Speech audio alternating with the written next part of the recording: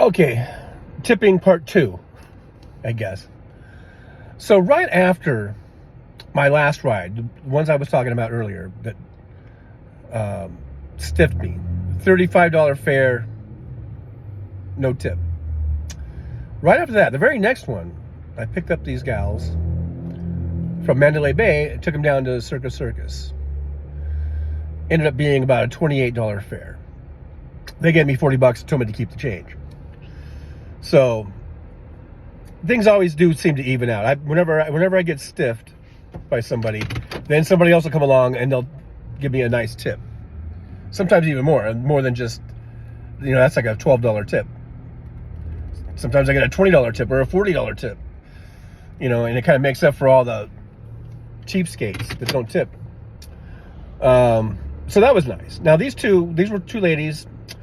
I would say they weren't Gen Zers though. To my earlier point, I think one was almost a boomer, and the other one was probably like a millennial or something. I think they were mother and daughter again, and they had a little kid. One of them was their kid, so I think it was a grandma and a mom and a little kid.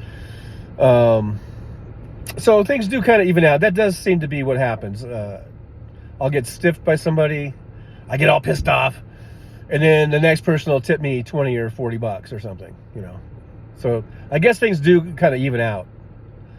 But just know, people, I only made on that $35 fare, I get 39%. So I made $13 before taxes. I made $13.65. I did the math on it. I'm not that smart. I Googled it or whatever, or I asked, what's her face on here on the phone to do it. So it was so I made $13.65 for about a half an hour ride.